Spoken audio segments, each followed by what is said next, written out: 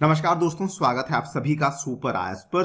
Because Russia के द्वारा India की 2.5 मिलियन टन की गैस सप्लाई को कैंसिल किया गया है, इसी की वजह से इंडिया का जो प्लान था to set up 1000 LNG gas stations, वो एक तरीके से इंडिया को स्क्रैप करना पड़ा है। आप लोग यहाँ पे देख सकते हैं, इकोनॉमिक टाइम्स की ये वाली खबर है जो कि आज मॉर्निंग में ही सामने आई है। Gazprom's gas supply cut hits government plan for 1000 LNG stations. तो इस वीडियो में सबसे पहले तो हम लोग बात करेंगे ये जो इंडिया का प्लान था 1000 एलएनजी स्टेशंस का, इसके बारे में। उसके बाद रशिया के द्वारा जो गैस सप्लाई कैंसिल करी गई है उसका क्या इंपैक्ट पड़ा है इंडिया के ऊपर और इस पूरे के पूरे प्लान के ऊपर, उसको भी समझा जाएगा।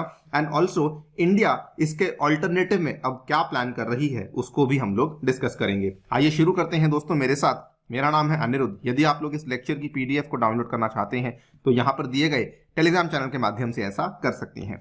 ऑल राइट, सो नवंबर 2020 की ये वाली खबर आप सभी के सामने है बिजनेस स्टैंडर्ड की। इंडिया ने अनाउंस किया था दैट हम लोग 1000 एलएनजी स्टेशंस को आने वाले 3 साल में इंडिया में इंस्टॉल करने वाले हैं, जिसमें कि उनका अनुमान ये भी था कि हम लोग लगभग 10,000 करोड़ का जो निवेश है उसको इंडिया में अट्रैक्ट करने वाले हैं। ऐसा करने के पीछे कुल मिला के 2 बड़े कारण थे। पहली चीज ये थी कि एलएनजी जो है वो सस्ती तो पड़ती ही है, बिकॉज अगर आप देखें तो एलएनजी से भरा हुआ अगर कोई ट्रक है तो वो लगभग 600 से 1000 किलोमीटर के आसपास की ट्रैवल कर सकता है, डिपेंडिंग अपॉन कि ट्रक में कौन सी टेक्नोलॉजी का इस्तेमाल किया गया है। और बड़ा फायदा ये भी होता कि अगर हम लोग एलएनजी को लेकर आते तो हमारा जो इंपोर्ट बिल था, जो कि डीजल का हमारा इंपोर्ट बिल था, वो काफी कम हो जाता, बिकॉज ट्रांसपोर्टेशन सेक्टर लगभग 40% का कंट्रीब्यूशन करता है towards the total diesel sales. दूसरा फायदा यह भी था कि एलएनजी जो है वो एनवायरमेंट फ्रेंडली है, क्योंकि इसमें आपको सल्फर डाइऑक्साइड के और नाइट्रोजनस एमिशंस देखने को नहीं मिलते हैं। ऑलमोस्ट 85% की आपको इसमें कटौती देखने को मिलती है। And ultimately long term target हमारा ये था कि इस प्लान के माध्यम से सन 2030 तक भारत का जो पूरा का पूरा इकोनॉमी है उसमें हम लोग जो गैस का शेयर है उसको 15% तक लेकर जाने का प्रयास करने वाले थे।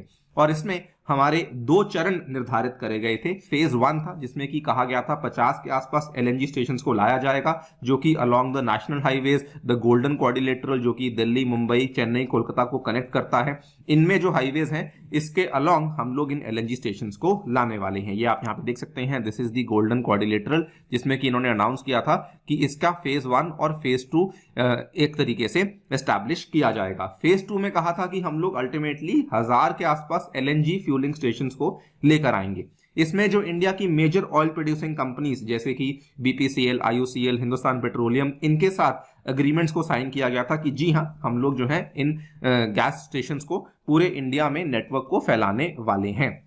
लेकिन इस साल मई 2022 में सडनली क्या होता है, रशिया की जो कंपनी जिसका नाम गैसप्रॉम है, इसने इंडिया की तरफ आने वाली जो 2.5 मिलियन टन पर एनम का जो हमारा लॉन्ग टर्म एलएनजी कॉन्ट्रैक्ट था, जो कि इन्होंने गेल के साथ साइन किया था, गैसप्रॉम इस कॉन्ट्रैक्ट को suddenly without giving any reason suspend कर देती है।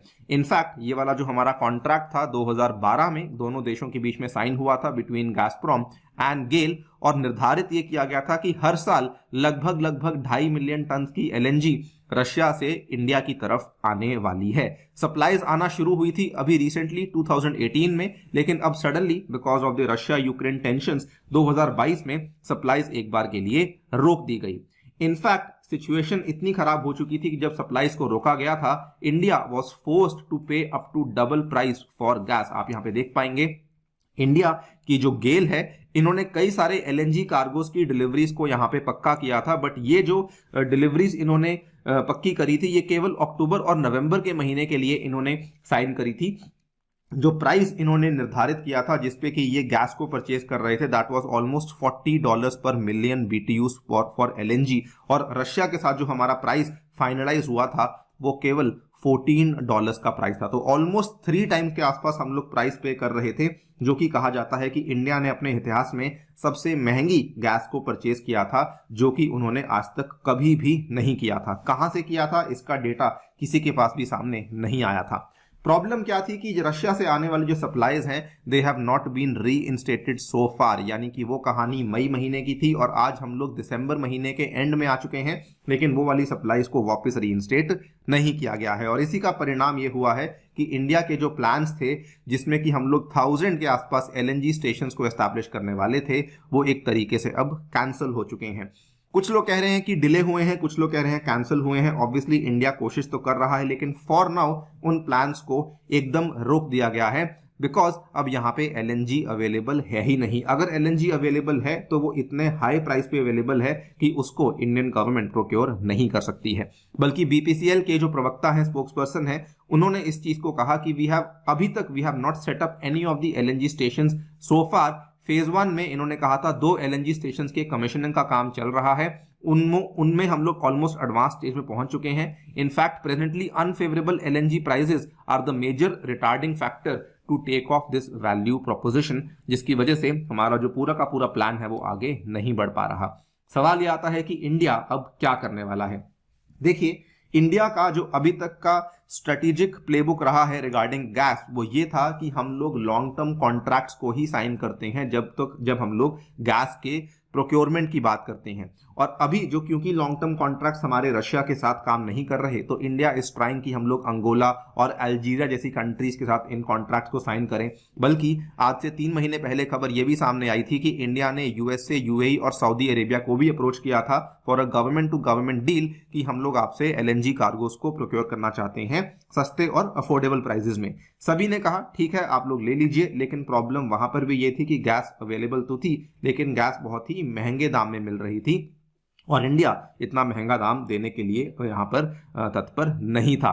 इनफैक्ट इंडिया ने यूएई को अलग से भी अप्रोच किया हमने, बल्कि यूएई की जो कंपनी है Abu Dhabi oil company, national oil company, इसमें भी हमने कुछ एसेट्स को प्रोक्योर किया, लेकिन अभी भी हमारी जो रिक्वायरमेंट्स हैं वो पूरी नहीं हो रही हैं। सो ये सारी की सारी बातें एक तरफ, लेकिन एक चीज जो हमें फिलहाल समझ आ रही है वो ये है that India definitely needs to diversify. हमें एक ही कंट्री के ऊपर अपनी डिपेंडेंस को कम करना होगा, because as we have seen now, because हमने long term contract, major long term contract Russia के साथ साइन किया था, लेकिन क्योंकि अब रशिया हमें गैस अवेलेबल नहीं करवा पा रहा है, तो आज वो हमारे जो डोमेस्टिक प्लान्स हैं उनको काफी नेगेटिवली हैम्पर कर रहा है।